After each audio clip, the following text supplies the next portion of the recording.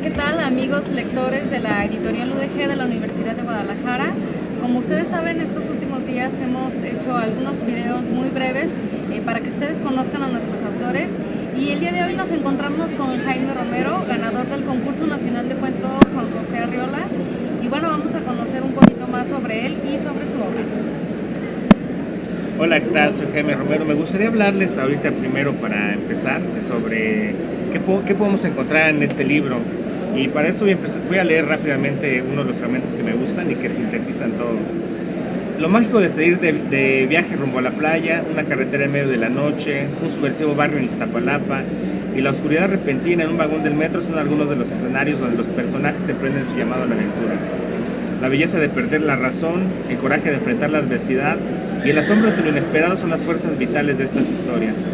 En este cuento intento que la transgresión sea una constante, la transgresión perpetua de cada cosa y de cada elemento y por supuesto de la realidad. La transgresión con el acto tan poderoso que es la imaginación. Y bueno, por ahí vamos a empezar.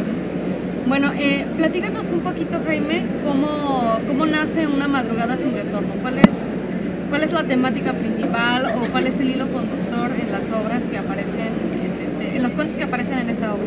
Sí, yo creo que no hay como un hilo conductor central o para hablar un tema sobre la violencia o sobre el amor o el erotismo. No, me parece que está mezclado como entre todo esto. Lo que sí me llamó la atención y es algo que yo ni yo sabía, y que ayer Ricardo Sigala me hizo el favor de comentar, que el libro abre con un cadáver y termina con otro cadáver, y los diferentes cadáveres, los dos cadáveres enmarcan todo el contenido del texto. Entonces yo decía, de un paso a la muerte hay diferentes tipos de muertes, ¿no? Una es la física y hay otras que la misma fuerza vital transgrede la misma muerte, que es el cuerpo, ¿no? El cuerpo también puede ser un escenario de muchas batallas. Y por ahí se van dibujando muchas historias violentas, donde, por ejemplo, una que me acuerdo mucho, que me gusta mucho, es de un guitarrista chaparrito que va en el metro y es alcohólico, y él presume de que conoce a Angélica María. Y él dice, no, yo le llevé serenata, es muy ágil, pero pues es alcohólico. Y su mamá le dice, ya, por favor, ponte a trabajar. Y él, bueno, sé muchas cosas. El final me gusta mucho porque se sorprenden de lo que ocurre. Yo mismo me sorprendí de lo que el llamado a la aventura del personaje necesitaba que hacer. Que uno dice, bueno, yo sí, pero en realidad uno es vehículo de las historias que están aquí. Sí. Y hablando sobre estas necesidades de los personajes o de las cosas que tú querías contar, platícanos un poquito cuáles son tus obsesiones como escritor, pues a la hora de crear tu literatura. Sí, pues no sé, yo siempre busco que que en mis cuentos hay una transformación del personaje. Uno de mis profesores que admiro mucho es Eduardo Antonio Parra. Tengo un grupo de compañeros que nos leemos siempre y estamos buscando algunos elementos y que evadir el lugar común, por ejemplo, y encontrar el cuento dentro del cuento, ¿no? Entonces, eso es fascinante también. Y ahorita, ya que me hiciste esta pregunta, que no me daba cuenta, pero que es importante en esta generación, en los escritores, y contestando otra pregunta también, que son escritores de mi generación, hablar del papel de la mujer tan importante en la sociedad, ¿no? Es decir, mis cuentos están cargados de erotismo también, pero donde la mujer es inteligente y es deseante. Si no es un objeto sexual ni es una tonta como en muchas otras. Yo me he encontrado textos de colegas misóginos que no te das cuenta porque está tan naturalizado. Y aquí me parece que no es que yo sea el ideólogo y que estoy defendiendo, más bien me doy cuenta de que la sociedad está cambiando, afortunadamente.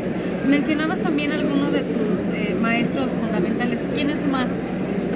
¿Quiénes otros autores o maestros son fundamentales para ti en este camino? En este camino, pues yo creo que mis amigos, también aprendo mucho de eso. Mira, yo creo que Eduardo Antonio Parra es un grande que tiene una sensibilidad. Guillermo Samperio, también tomé clases con él. Más que te podía mencionar, pero yo creo que también aprendo mucho de los lectores. Mis lectores favoritos, por ejemplo, Juan José Arriola, cuando me llevé el premio, conectando también. Juan José Arriola para mí es como el que concilia, para mí, el que concilia la realidad y lo fantástico, ¿no? Es decir, esa conciliación donde te das cuenta que el mundo fantástico habita ya mismo en la realidad social, ¿no? Es decir, no puede decir el pensamiento mágico, mira las personas, ¿no?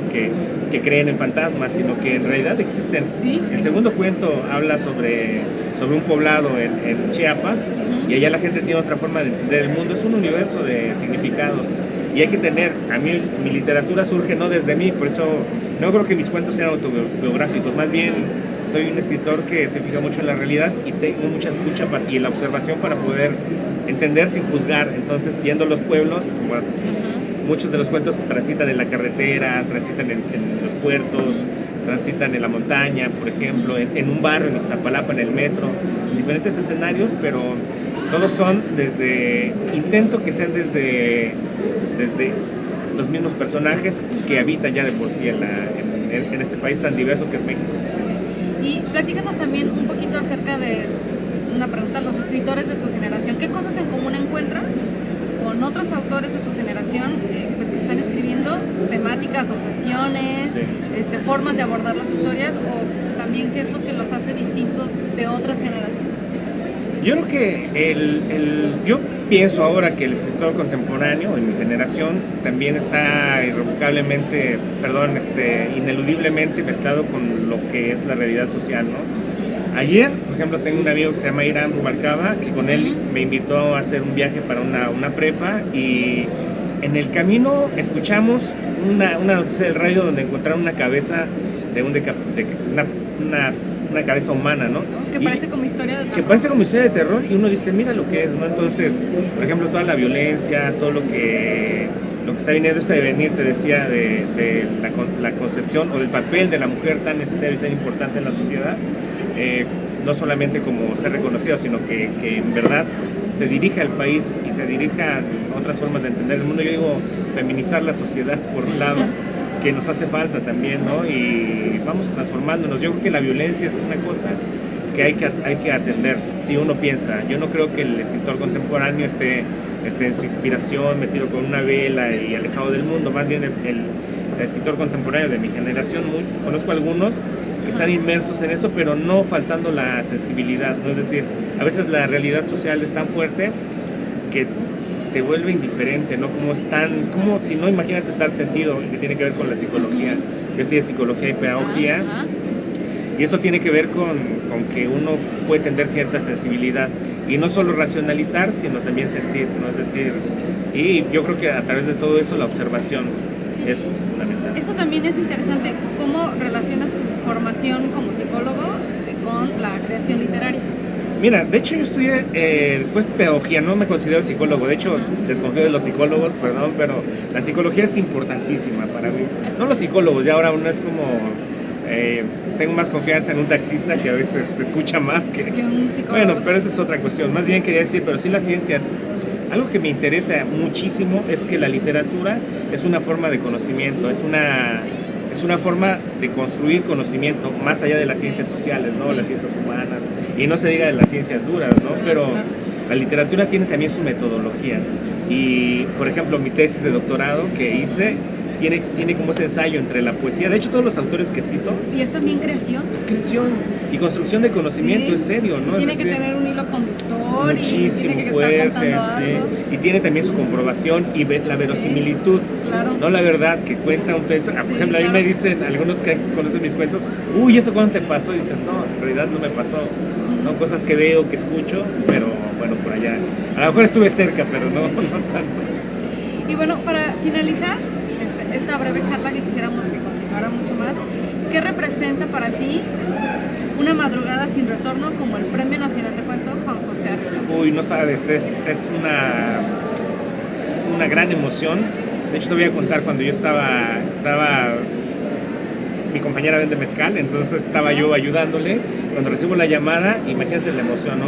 Regalando mezcal a la gente que pasaba, bueno, esas cosas que son necesarias, ¿no? El hecho de compartir la alegría. Yo decía, no digo, ay, no soy tampoco como que insensible a este reconocimiento. Me parece que es muy importante, y verlo ahora, ¿no? Publicado, es ya en sí mismo algo. Y Juan José Arreola, para mí, te decía, es uno de los grandes referentes que tengo. De hecho, tengo otros cuentos y otros más viejitos, donde Juan José Arreola es de los pilares que aparecen por ahí y todo esto. Y van a trabajar el siguiente libro. Bueno, pues esperamos leerlo pronto. Y bueno, ¿algún medio donde los lectores puedan contactarte? ¿Alguna red social? ¿Algún correo? Si lo hubiera. Sí. Directamente con la editorial universitaria. Sí, no, yo en Facebook estoy como Jaime Romero, Jaime con Y, porque si no aparecen como 100, entonces Jaime con Y, Romero, y ahí me encuentran y suelo contestar. Bueno, ¿algo más que quieras agregar? No, pues agradecimiento a todo este esfuerzo. Yo creo que qué bueno que Jalisco es uno de los pilares de la literatura.